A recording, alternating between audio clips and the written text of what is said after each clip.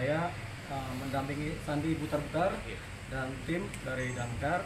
Kita sudah mengadakan pelaporan aduan Dumas terhadap dugaan korupsi yang terjadi di Damkar Kota Depok. Jadi sudah diterima oleh PTSP Kejaksaan dan akan diteruskan ke Kajari, nanti diteruskan ke disposisi ke Intel. Nanti ini akan berproses sebagai laporan aduan ya.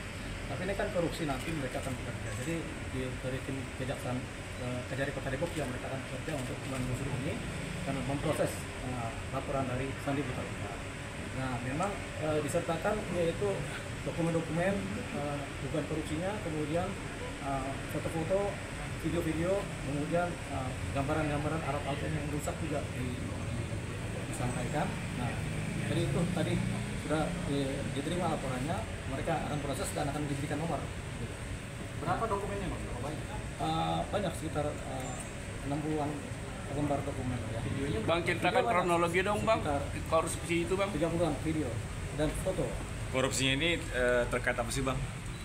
Jadi korupsi ini terkait pengadaan peralatan damkar Kota Depok di setiap UPT yang memang tidak berjalan baik. Sementara anggarannya ada, tapi peralatan tetap rusak dan tidak ada perbaikan.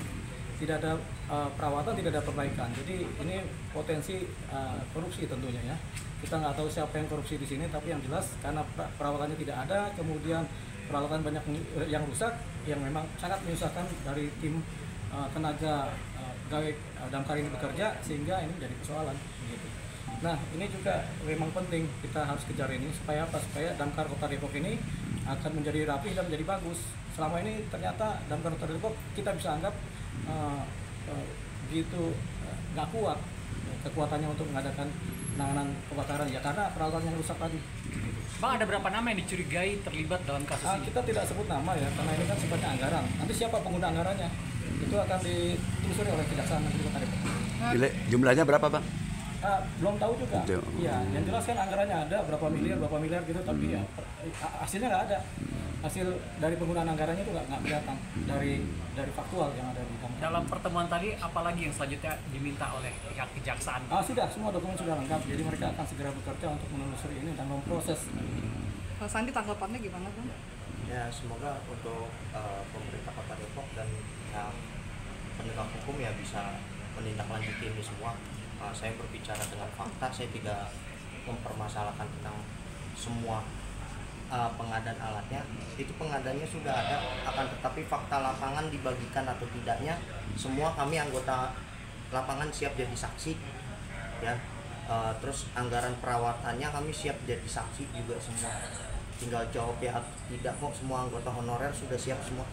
Ya, jadi seluruh Kota Depok. Ya, perlu kita tambahkan di Depok ini, damkar Kota Depok ada sekitar 200 pegawai damkar Kota Depok, sekitar 200 ya. Iya, 200. Tapi yang honorer itu sekitar 160 personil yang honorer, yang mendapatkan upah honorer hanya sebesar Rp3.200.000 per personil, dan rata-rata mereka sudah bekerja di atas 10 tahun. Jadi 160 tenaga honorer ini upahnya begitu rendah, di bawah UMP. Sementara UMP Kota Depok ini kan Rp4.878.000. Sementara anggota damkar ini honorer semua menerima gaji Rp3.200.000. Dipotong pinjaman online, dipotong BPJS, kemudian habis tinggal Rp1,5 mungkin mereka buat hidup 1 bulan. Sehingga ini otomatis tidak bisa mereka menjalankan pekerjaan sebagai tenaga damkar Kota Depok secara maksimal. Kenapa? Mereka di minggu pertamanya sudah kehabisan uang, sehingga akhirnya mereka banyak yang menjadi ojek online. Jadi faktanya begitu kan? Ini begini, jadi kita bisa beranggapan ini yang lalai siapa? Tentunya yang lalai adalah pemerintah Kota Depok sendiri. Bayangkan saja sampai 10-15 tahun itu nggak ada perbaikan damkar Kota Depok, dan kemudian pegawai-pegawainya masih honorer begitu. Kalau ini kita bisa beranggapan ini pegawai ini kasihan banget ini.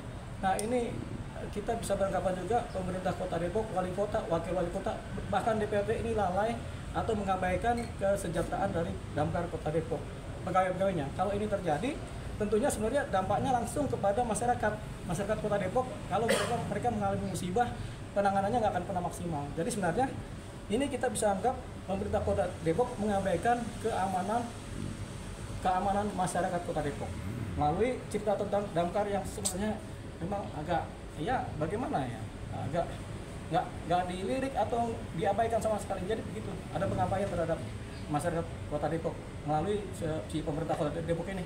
Kita nggak tahu siapa pemerintahnya, tapi yang jelas ini.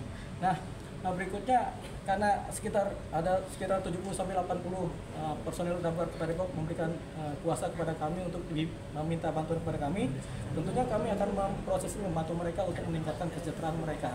Nah, caranya apa? Kita nggak bisa minta kepada pemerintah Kota Depok yang sekarang, karena sudah mau berakhir sia-sia juga, karena anggarannya juga tidak ada.